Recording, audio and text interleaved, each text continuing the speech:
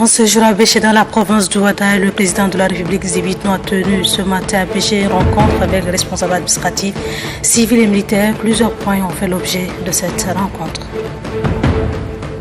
Le Tchad, dans les arts de la communauté internationale, célèbre ce 13 février la journée mondiale de la radio. L'édition de cette année est placée sous le thème Dialogue, tolérance et paix. Cette journée offre l'occasion de célébrer la radio et son impact sur la vie des hommes. C'est tout pour les titres. Bonsoir à toutes et à tous et bienvenue dans cette session d'information.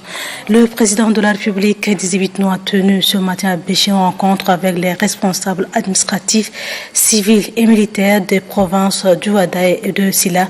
Les représentants de toutes les couches de la population étaient également face au chef de l'État qui a livré un message axé sur la paix, leur cohabitation pacifique et le respect de l'autorité de l'État. Djibril Noualouali. Les provinces du Ouaddaï et de Silla font parler d'elles ces derniers temps par des conflits intercommunautaires. La situation préoccupe le président de la République, Idriss Déby Itno, qui, en tant que garant de la paix et de la stabilité du pays, était face au microcosme administratif, politique, traditionnel et religieux du Ouaddaï et de Silla. Beaucoup d'entre vous se demandent ce que je suis venu faire à Abéché. Je suis là parce qu'il y a un grave problème qui touche la vie des populations, a déclaré le chef de l'État dès l'entame de son adresse. Le problème dont il est question est l'emploi de la violence dans le règlement des récents conflits dans les deux provinces. La genèse, les facteurs qui ont sous-entendu ce conflit et les conséquences qu'ils ont engendrées sont revenus avec insistance dans le message du chef de l'État. Le rejet de l'autre, la détention illégale des armes par les civils, les ingérences des cadres de province depuis N'Djamena et les réseaux sociaux, ajoutés à la défaillance de la justice, sont des facteurs qui, aux yeux du chef de l'État, ont contribué à faire couler inutilement le sang des Tchadiens. La mise à mal de la paix et de la quiétude a également pour nom l'ignorance et le non-respect de l'autorité de l'État.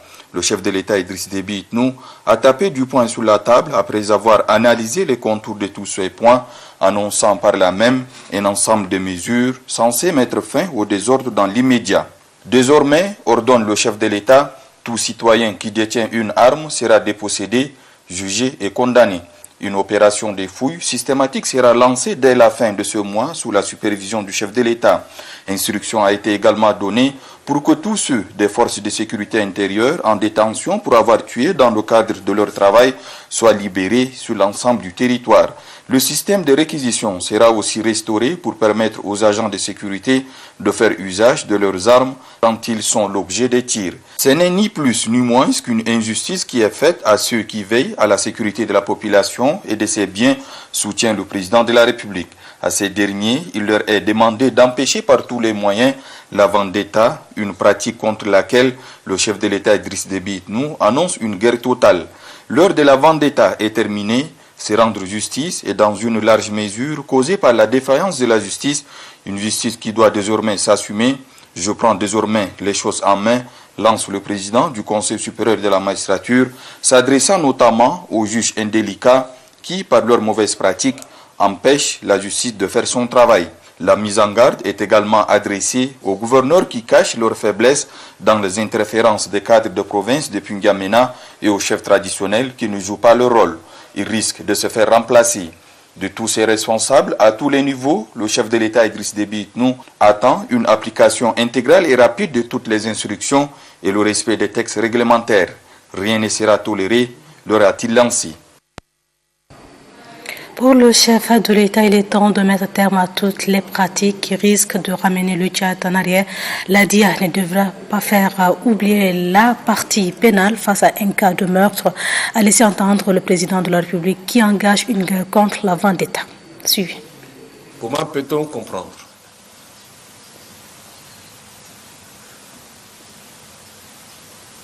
qu'un meurtrier, qu'un criminel,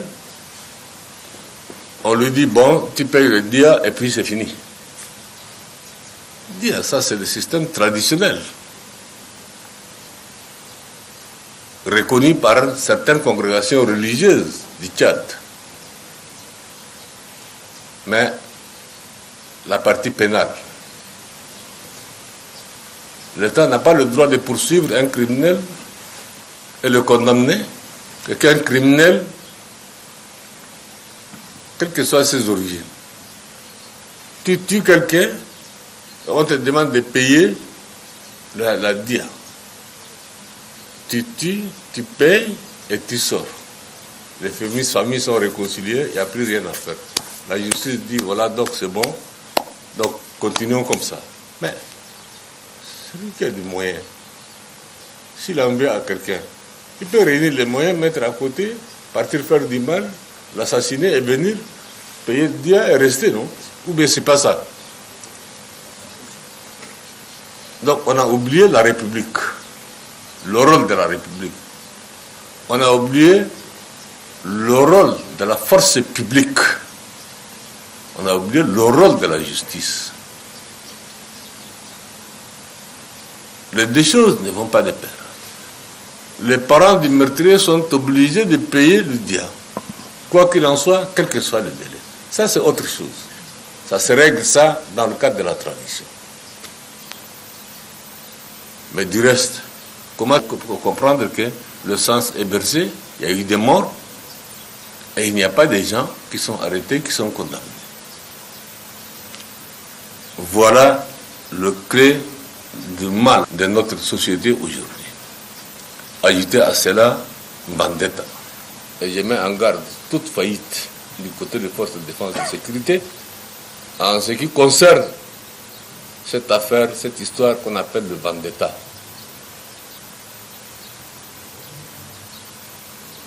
Je pars en guerre contre vendetta. Il faut bien comprendre. C'est en cela que la justice doit s'assumer pleinement, jouer son rôle pleinement. C'est en cela aussi que les autorités administratives à tous les niveaux, y compris le gouverneur, doivent prendre toutes ses responsabilités et agir en conséquence. Vendetta contre vendetta, vendetta contre vendetta. Ça s'arrêtera quand? Pour la gestion de leur cité, tous les gouverneurs de province doivent s'assumer. Le chef de l'État met en garde les cadres qui interfèrent depuis N'Djamena dans le travail des administrateurs. Suivi. À tout gouverneur, dans la gestion de sa province, et brandir que j'ai des problèmes, les cadres politiques, les cadres de la région, ou les officiers généraux de la région m'empêchent de travailler avec les moyens aujourd'hui de communication très faciles, me créent des problèmes. Non.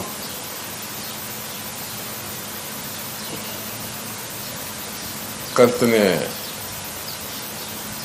on a des faiblesses, généralement l'homme cherche un bouc émissaire sur qui il faut mettre la responsabilité à endosser. Ou vous êtes capable de le faire, ou vous n'êtes pas capable de le faire. Si vous n'êtes pas capable de le faire, je vous ferai partir.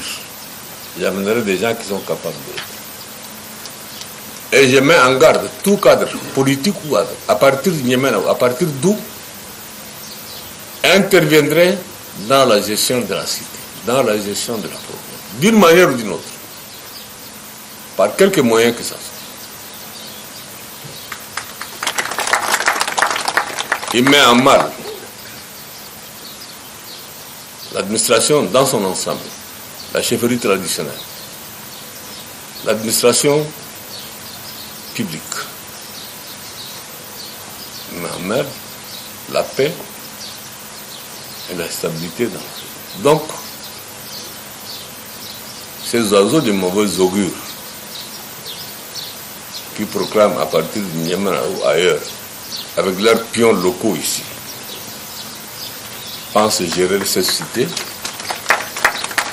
ça n'existe pas. Les partis politiques sont faits pour jouer un rôle politique dans le cadre de leur militantisme, mais pas s'ingérer dans les affaires de la gestion de cité. Ça soit bien compris par les uns et les autres. Que ça soit bien compris ça. La responsabilité des chefferies traditionnelles dans le cadre des nouveaux textes de la 4e République, les responsabilités sont élargies. Les chefs traditionnels, vous avez un rôle important à jouer. Et vous n'êtes pas en train de jouer ce rôle.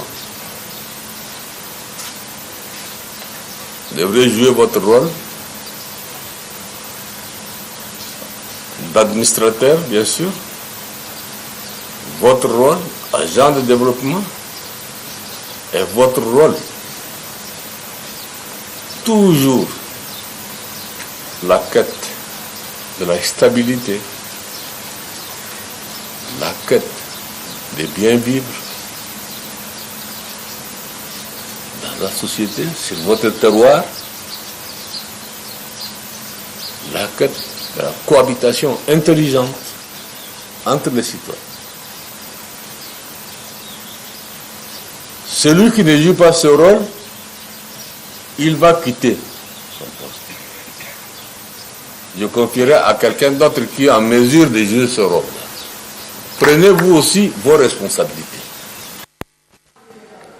La consolidation de la paix et de la sécurité selon le chef de l'État passe par la saisie des armes détenues illégalement par les civils. Une opération sera lancée sur toute l'étendue du territoire, annonce le chef de l'État, Idriss Déby Itno.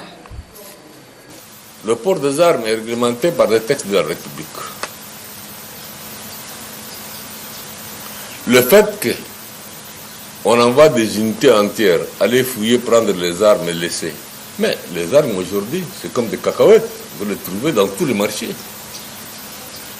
Vous prenez une arme aujourd'hui, demain il va aller chercher une autre. Le texte de la République, celui qui n'a pas le droit mais qui porte une arme de guerre, doit être jugé, condamné. Mais on ne prend pas simplement l'arme, on lui dit, monsieur, merci, on a pris l'arme, allez-y, partez. Et l'introduction des armes, c'est ça qui affaiblit l'autorité de l'État, qui a rendu néant l'autorité de l'État, l'autorité de l'administration, de bout en bout, depuis la province jusqu'à les chefferies traditionnelles. À partir d'aujourd'hui, je lance ici un appel sur l'ensemble du territoire. Tout individu qui a une arme de guerre, qu'il dépose lui-même cette arme-là, que remette à l'autorité la plus proche. Je procéderai à une fouille systématique sur l'ensemble du territoire. Et la justice fera son travail sur l'individu chez qui nous trouverons une arme de guerre.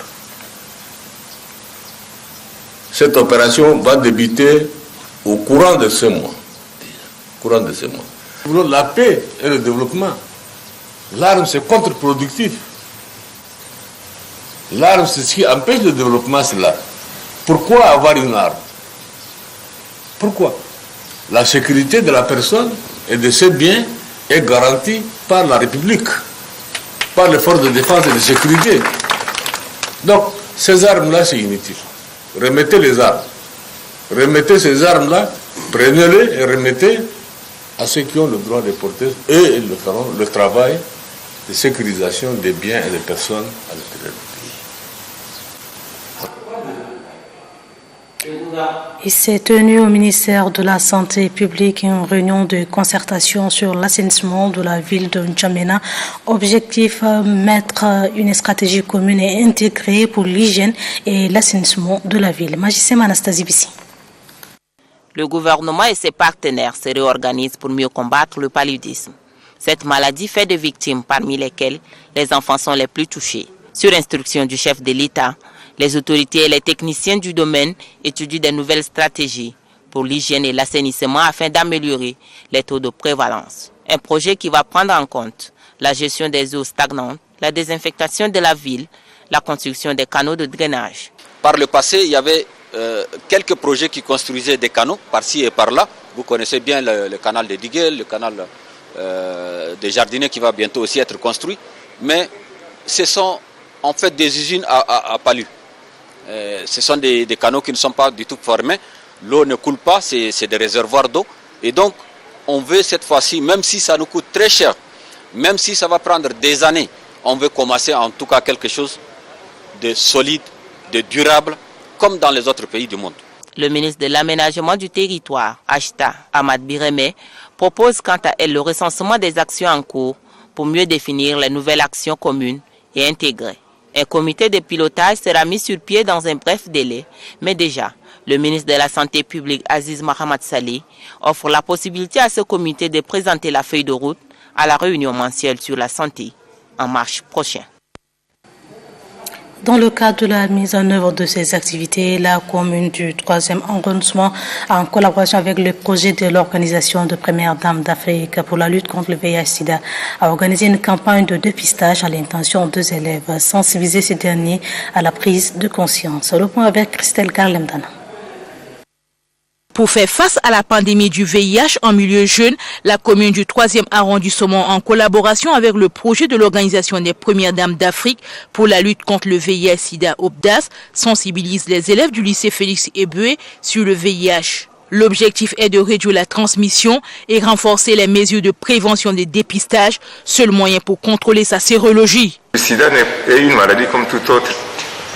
Et si j'ai un conseil à donner, c'est que même ceux qui sont atteints, il faut qu'ils se déclarent, qu'ils viennent faire le dépistage. Pour moi, ce n'est pas une honte.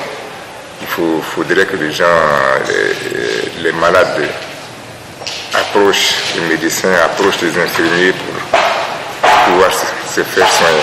À côté des autres activités, le théâtre était aussi à l'ordre du jour.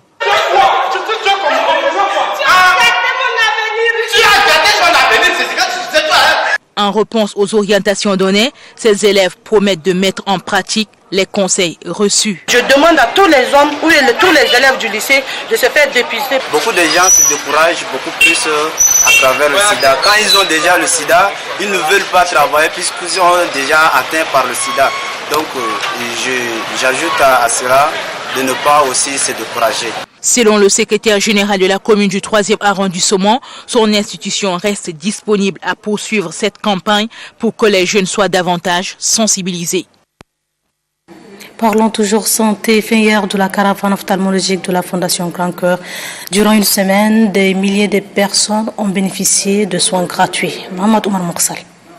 La caravane ophtalmologique a tenu tous ses engagements à Gospeda, chef-lieu de la province de Sila. D'après le chef de l'équipe médicale, Sami Al-Haj, pendant une semaine, son équipe a pu consulter 6200 patients, opérer 512 malades souffrant de cataractes et 896 patients ont bénéficié de verres correcteurs et de médicaments. Selon la chef de mission de la Fondation Grand Cœur, cette caravane s'est bien déroulée. Pendant toute une semaine, la population s'est bousculée pour se faire enregistrer afin de bénéficier des soins gratuits. Et alhamdoulilah, il n'y a aucun incident. Et j'en profite pour exprimer ma gratitude à ceux qui ont contribué de loin ou de près pour la réussite de cette caravane. Très reconnaissant pour ces actes humanitaires de la Fondation Grand Cœur en faveur des couches vulnérables, quelques patients affichent leur satisfaction. Je souffre de ce problème de vision depuis 2011. Je remercie la première dame Hinda Debi Itno d'avoir organisé la caravane ophtalmologique dans la région de Sila. Donc c'est un atout pour nous, toute la population de la région de Sila, d'avoir reçu des traitements et des soins gratuitement. À l'instar de leurs frères et sœurs de Sila, ceux des autres provinces du pays bénéficieront dans les jours prochains de la largesse de la première dame du Tchad à travers sa fondation. Le Tchad, à l'instar de la communauté internationale, célèbre ce 13 février la journée mondiale de la radio. L'édition de cette année est placée sous le thème Dialogue, tolérance et paix. Ahmad Karsta. Média Show, la radio informe et unit les hommes et les femmes. Elle rassemble les communautés de tous les horizons pour promouvoir un dialogue constructif en faveur du développement. Plus précisément, la radio est un moyen idéal pour appeler et appairer contre la violence et les conflits, en particulier dans les zones isolées. Elle participe activement au système de communication d'urgence et à l'organisation des secours en cas de catastrophe. Cet outil de communication a énormément contribué à la cohésion nationale et au vivre ensemble. Elle peut aussi répandre la tolérance, aider à surmonter les différences pour rapprocher autour des objectifs comme le droit à l'éducation et à la santé. La 8e édition de la Journée mondiale de la radio, selon l'UNESCO, est placée sur le thème « Dialogue, tolérance et paix ». Un thème révélateur qui offre l'occasion pour sensibiliser le grand public et les médias sur la valeur de la radio, d'encourager les décideurs à développer l'accès à l'information. La radio contribue également à lutter contre l'extrémisme violent. Dans le contexte africain, la radio permet de s'identifier culturellement et constitue un moyen de sensibilisation par excellence. L'Union de radio privée du Tchad a organisé ce matin à la maison de médias une conférence de débat. C'était à l'occasion de la journée mondiale de la radio célébrée ce 13 février. Cette journée offre l'occasion de célébrer la radio et son impact sur la vie des hommes.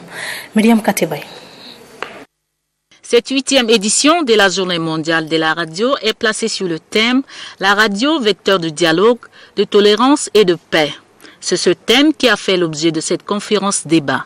Selon l'Union des radios privées du Tchad URPT, cet événement célébré ce 13 février offre l'occasion d'informer l'opinion publique sur l'importance de l'instrument de communication dans la poursuite d'un monde plus pacifique et plus tolérant. Parlant de l'importance de la radio et de sa force, le conférencier Ndjekourninga Kautar Lazare, directeur de la radio FM Liberté, reconnaît qu'elle a un moyen de communication à faible coût, adapté pour toucher les communautés isolées et les personnes vulnérables, notamment les analphabètes et les jeunes. Pour son co-conférencier Abderrahman Ali Goussoumian, coordonnateur national du comité de suivi de l'appel à la paix, la radio joue un rôle majeur, notamment en temps de conflit, en favorisant le dialogue entre les parties prenantes et sert de support pour les initiatives de paix. Le 3e conférencier, Abdelkerim Adoum, secrétaire général de la Commission nationale de l'UNESCO, souligne pour sa part que la radio participe également à répandre la tolérance et surmonter les différences pour rapprocher les communautés sous des objectifs et des causes communes, comme le droit à l'éducation et à la santé pour tous. Pour répondre aux préoccupations des journalistes penchés sur le menace que constituent les réseaux sociaux face à la radio, les conférenciers soutiennent que cet instrument reste le seul qui donne la possibilité à tout le monde de s'informer,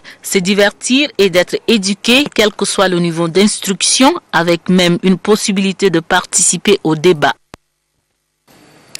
Une action de bienfaisance de la Fondation Grand Cœur a signalé à Bongor, dans le Mayukébi-Est. La Fondation a offert des kits scolaires et de matériel didactique à la délégation provinciale à l'enseignement et à la jeunesse. C'était en présence du gouverneur Ahmad Taha Abdoulaye. Kalian Gavoudna.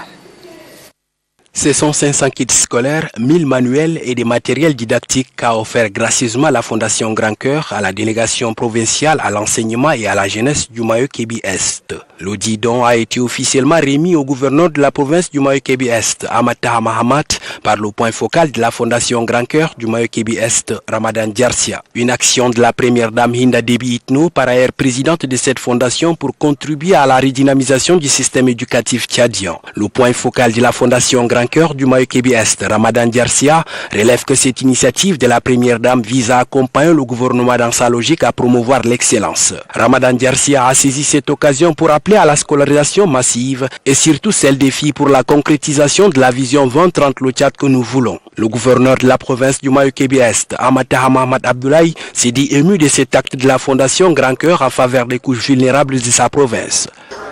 La population de Mayukébi-Est, par ma voix, dit à la Fondation Grand Cœur, sous l'égide de la première dame, son Excellence Hinda Déby Itno, grand merci et merci 1000 fois pour ces actions bienfaisantes et combien salvatrices qui ont déjà impulsé une dynamique socio-économique faisant renaître une lueur d'espoir. Ces dons sera réparti dans les 4 inspections pédagogiques départementales du Mayukébi-Est au profit des élèves issus des familles démunies. L'association de jeunes cadres du CANEM a aussi remis des fournitures scolaires aux élèves de la ville de Maou. Mohamed Moussa. Les thèmes abordés au cours de ces séances sont entre autres la scolarisation des filles, les discriminations dont sont encore victimes les petites filles, les adolescentes et les femmes, Et enfin, la cohabitation pacifique. Ousmane Abakar Goulougoulaye, délégué à l'enseignement et à la jeunesse du CANEM, a salué cette initiative. Pour lui, c'est le geste qui est important et non la quantité de choses rendues. C'est dans cette optique que le délégué en charge du département de l'éducation du CANEM appelle les autres cadres ressortissants du CANEM, les autorités et les partenaires du système éducatif à soutenir l'éducation dans le CANEM. Intervenant à son tour, le président du conseil de jeunes cadres pour le développement du CANEM, Ali Mamad Abakar, par ailleurs chef de la délégation, a dit que l'éducation est un droit humain fondamental pour tous les enfants. Pour Ali Mamad Abakar, le Tchad fait partie des pays dont le taux de scolarisation féminine en particulier et des enfants en général demeure faible malgré les efforts fournis par le gouvernement et ses partenaires au développement. La maison de petite entreprise reçoit plutôt la visite du directeur pays AFD, chargé de la promotion des activités génératrices de revenus et de l'auto-emploi. Le directeur pays AFD est venu échanger avec les bénéficiaires et responsables de cette structure. Noubadoumba Italomati. Située à Moussal dans le 6e arrondissement, la Maison de la Petite Entreprise est une structure qui œuvre pour la création d'emplois et des activités génératrices de revenus. La Maison de la Petite Entreprise bénéficie de l'aide de l'Agence française pour le développement qui soutient les initiatives de lutte contre le sous-emploi des jeunes en partenariat avec la mairie de la ville de N'Djamena. On peut être très satisfait de la gouvernance de ce projet, notamment de l'association qui fédère tous les gens qui sont intéressés par le développement du secteur privé au Tchad, de l'entrepreneuriat des jeunes, des femmes et de la formation des entrepreneurs. Donc on sait tous que le secteur privé, c'est un moteur de croissance, c'est un moteur qui est attendu par l'ensemble des pays. Cette structure d'accueil permet de sensibiliser, d'accueillir, orienter, former et conseiller des jeunes porteurs de projets de création de petites entreprises et accompagner la politique du gouvernement. La mission principale de la MPE aussi, c'est d'accompagner le gouvernement pour lutter contre le chômage et aussi créer de l'emploi pour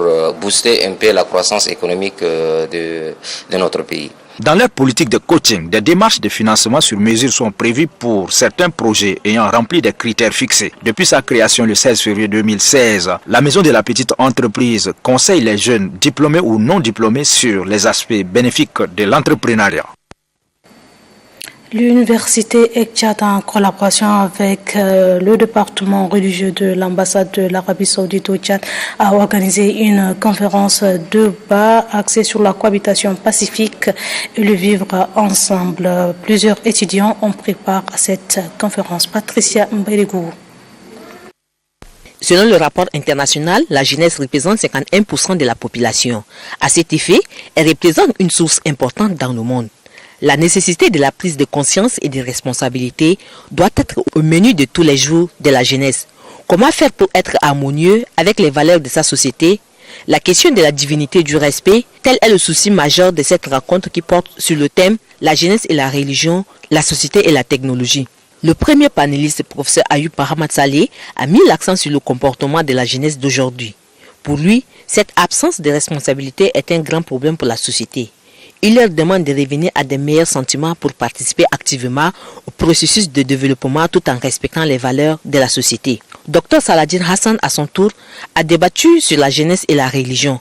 Il a exhorté les jeunes à suivre de près les enseignements des oulémas et d'emprunter les pas d'Ibn Abbas. Pour lui, c'est une obligation pour la jeunesse musulmane de connaître les valeurs de la religion et les mettre en pratique. Les jeunes ont été aussi avertis sur l'utilisation négative des nouvelles technologies par Dr Hassan Abdallah. Ils sont désormais appelés à vivre comme une lumière qui pourra éclairer toute une nation. Parlons politique. Dans sa tournée de redynamisation de structures de base du MPS de la Tandilé, le secrétaire provincial du parti a rencontré à Kelo les autorités administratives et militaires. La collaboration entre le MPS et l'administration locale pour la prévention des conflits intercommunautaires au centre des échanges. Dame Gujevelitne. La prévention et la gestion des conflits intercommunautaires dans le département de la Tandilé-Ouest. Le mouvement patriotique du salut est plus que jamais déterminé à collaborer dans ce cadre avec les dépositaires des pouvoirs publics. C'est à ce dessein que le secrétaire général provincial du MPS de la Tandilé, Kemkil Adam Rabenois, et Boukar Gelpina, membre du bureau politique national du MPS, ont échangé avec les autorités administratives et militaires de ce département. Ensemble, ils s'accordent à sensibiliser la population à cultiver les valeurs de paix et de la cohabitation pacifique, lesquelles valeurs sont très chères au président de la République Idriss Déby Itno. Pour eux, les conflits entre agriculteurs et éleveurs qui ont fait des victimes dans les localités de ce département dans le passé ne doivent plus ressurgir. Nous ne pouvons pas faire la politique sans l'administration, sans la sécurité. C'est pourquoi nous avons tenu à rencontrer les autorités administratives, civiles et militaires pour qu'on puisse harmoniser nos points de vue, leur dire aussi merci pour ce qu'ils font. Après les autorités administratives et militaires, le secrétaire général provincial du MPS de la Tandjilé et le membre du bureau politique national ont eu une séance de travail avec leurs camarades des organes de base du MPS de Kélo. Cette rencontre vise la redynamisation des structures du parti pour la victoire du MPS lors des échéances électorales législatives et communales à venir. Les militantes et militants du mouvement patriotique du salut et ceux de partis alliés de la province de Hadjar Lamy ont organisé à Massakori une marche de soutien au président de la République Idriss Déby Itno et aux forces de défense et de sécurité suite à l'incursion de groupes terroristes au nord-est du pays. Deux membres du gouvernement ressortissants de la dite province ont pris part à cette cérémonie. Mamadou Souleymane. L'événement est de taille et les militantes et militants du mouvement patriotique du salut de la province de Hadjar Lamy se sont mobilisés pour la circonstance. Il s'agit d'une marche de soutien au président Idriss Déby Itno et aux forces de défense et de sécurité suite à l'incursion des terroristes dans la partie septentrionale du Tchad. Nous, population de province de Hadjar Lamy, condamnons avec la dernière énergie toute tentative tendant à déstabiliser les institutions républicaines. Nous, population de la province de Hadjar Lamy, encourageons et soutenons les vaillantes, intrépides forces de défense et de sécurité. Le président du comité d'organisation, Hissène Abakar Mbodou, a salué cette forte mobilisation.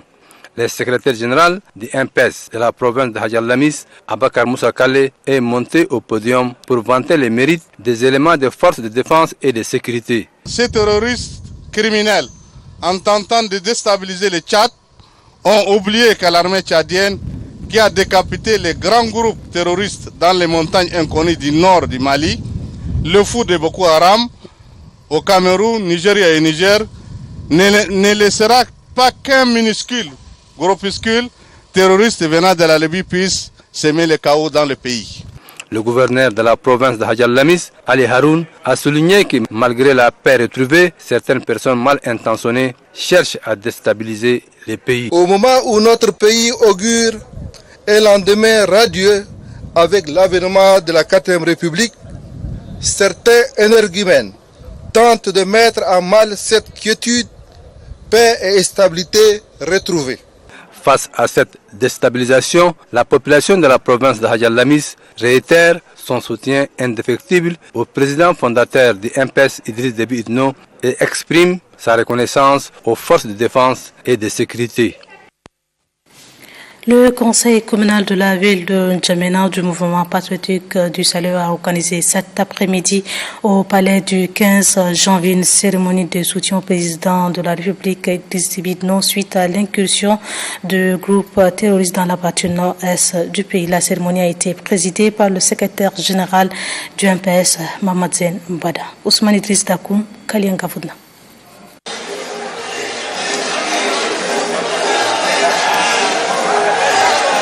Les militantes et militants du conseil communal du MPS pour la ville de N'Djamena s'insurgent contre les attaques terroristes dont le Tchad a été victime. Ils se sont mobilisés cet après-midi du 13 février 2019 au palais du 15 janvier pour apporter leur soutien indéfectible au chef de l'État, président fondateur du MPS et aux forces de défense et de sécurité.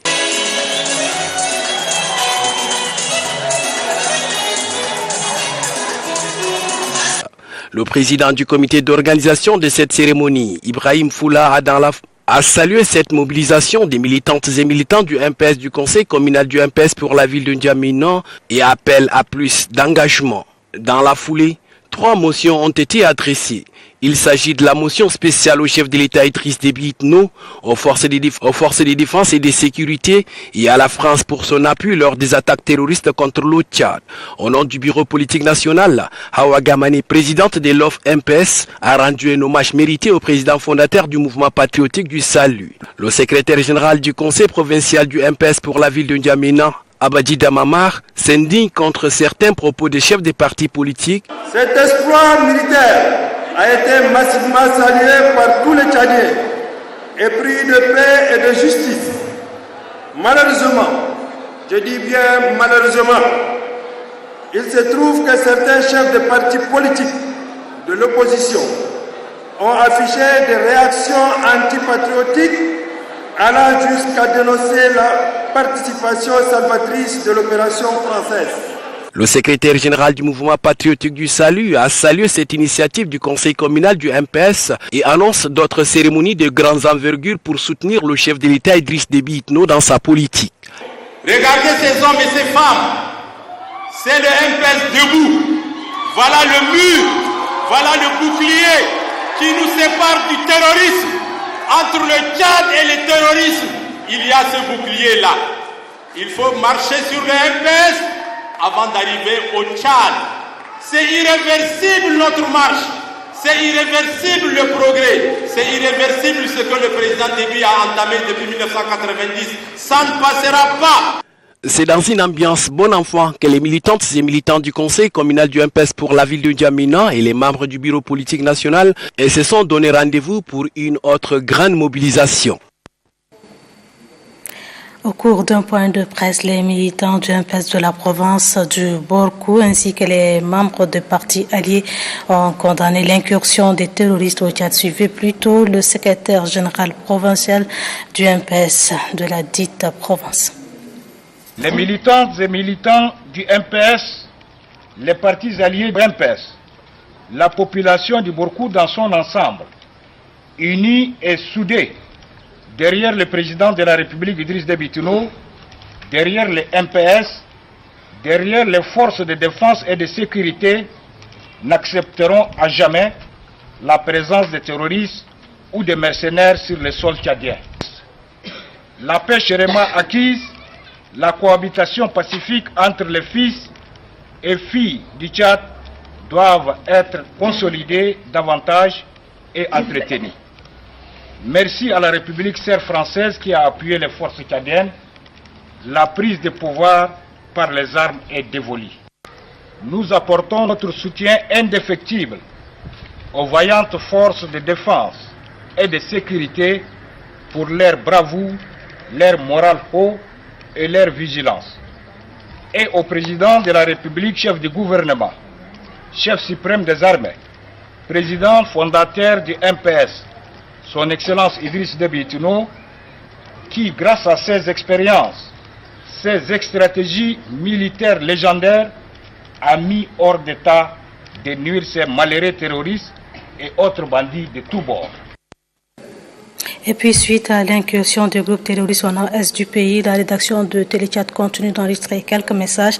Abdourassoul Saleh, secrétaire général du conseil départemental du MPS de Saraf, Mangalme Ogera, Fouzari Jimmy Moulo, secrétaire général adjoint du conseil provincial du MPS de l'Enedi Ouest, Issa Rassouni, préfet du département de Fouli dans la province du Lac, Ahmad Babakan, inspecteur départemental de l'éducation du Sud-Canem, Arimadi Nangoudoum Tamar, secrétaire général de la fédération syndicale des employés 4 du Tchad, Dungou Samamat Saleh, vice-président de l'Alliance de jeunes pour la paix, le développement et l'appui à la renaissance du Tchad, Ayoub Sahayroun, président du bureau de la colonie tchadienne dans le département du Legon et Chari à Koussiri au Cameroun, le président du parti ART Oumar Boukar, la présidente nationale du parti d'Union nationale pour la démocratie, dialogue et développement au Tchad, Mariam Moussa Abdallah, Asilek Bourmedri, chef de canton, tous condamnent tout mouvement politique qui emploie systématiquement la violence destinée à déstabiliser le pays.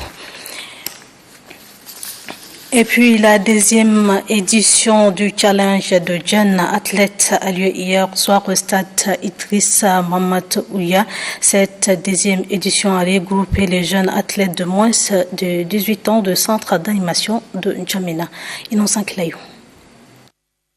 Pour cette deuxième édition du challenge des jeunes espoirs, il y a eu des records en 100 mètres hommes. C'est l'athlète Chicham Armel du centre d'animation d'Idriss Mahamat Ouya qui a battu son propre record en totalisant un temps de 10 secondes 90.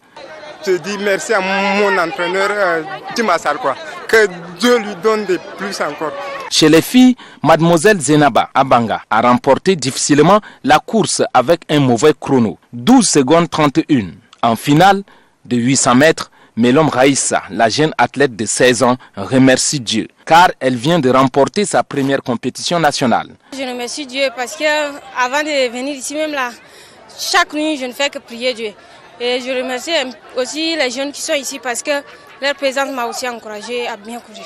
Le public a également découvert un jeune athlète de 1500 mètres. Il est arrivé deuxième derrière Mahamat Bar. Cette course, moi, j'ai préparé depuis 9 mois. J'ai en train de préparer pour les Jeux de jeunesse de Sénégal. Et malgré que moi, j'ai en train d'entraîner jusqu'à je voudrais pour battre mon performance. Le challenge des jeunes espoirs est soutenu par un pasteur coréen. Il s'agit du révérend Kim Hee. Il vise à faire la détection des jeunes talents en athlétisme. Et puis cet arrêté numéro 008 portant mise en place du comité d'organisation de la 5e édition du Festival international de culture saharienne FISCA. Le ministre du Développement touristique, de la culture, de l'artisanat arrête article 1. Il est créé un comité d'organisation de la 5e édition du Festival international des cultures sahariennes FISCA. Article 2. Le comité a pour mission d'identifier le site pouvant abriter le festival, élaborer et mobiliser un budget consécutif à l'organisation du festival, mener des campagnes de communication autour du festival au niveau national et international, sensibiliser et mobiliser les artistes des régions sahariennes pour participer au festival, établir le programme du festival. Article 3. Le comité d'organisation est composé comme suit: président, ministre du développement touristique, de la culture et de l'artisanat, premier vice-président, gouverneur de la province de l'Enedi-Est. Deuxième vice-président, conseiller en charge du tourisme et de la culture de la présidence, coordonnateur de l'Office national de promotion du tourisme, de l'artisanat et des arts OMPTA, coordonnateur adjoint le président de l'association La Saharienne, rapporteur général, directeur des affaires juridiques, administratives et de la coopération, rapporteur général adjoint, secrétaire général de l'association pour le développement économique et social, trésorier général, chef de service comptabilité de l'OMPTA, membres les autorités administratives de l'Enedi-Est, les autorités traditionnelles de l'Enedi-Est. Article 4. En appui au comité d'organisation, il est créé un comité local composé comme suit: président, maire de la ville d'Amdjaras, rapporteur général, secrétaire général de la province de l'Enedi-Est, rapporteur général adjoint, une représentante du groupement de femmes. Trésorier général, chef d'agence de l'Enedi-Est de l'EMPTA. Article 5. Le comité d'organisation peut faire appel à toute personne susceptible de l'aider dans l'accomplissement de sa mission. Article 6. Le mandat du comité d'organisation prend fin avec le dépôt du rapport final au ministre d'État, ministre secrétaire général de la présidence. Article 7. Le présent arrêté qui abroge toute disposition antérieure contraire prend effet pour compter de la date de sa signature, sera enregistré et communiqué partout où besoin sera. N'Djamena, le 13 février 2019, la ministre du Développement touristique, de la culture et de l'artisanat, Madame Madeleine Alingui. Et comme nous vous annoncions hier le décès de l'ancien ministre de la Santé publique, Hassan Guiadoum, aujourd'hui, la rédaction de Téléchat revient dans cette édition du 13 février sur le parcours de ce grand commis de l'État. Un portrait qui porte la signature de Varilach. Dieu a donné, Dieu a repris. Ainsi, Hassan Gyadoum, né le 1er janvier 1964 en N'Djamena, a tiré sa révérence le 12 février 2019 à Paris en France des suites de maladies. Âgé de 55 ans, Hassan Gyadoum a fait ses preuves dans l'administration tchadienne.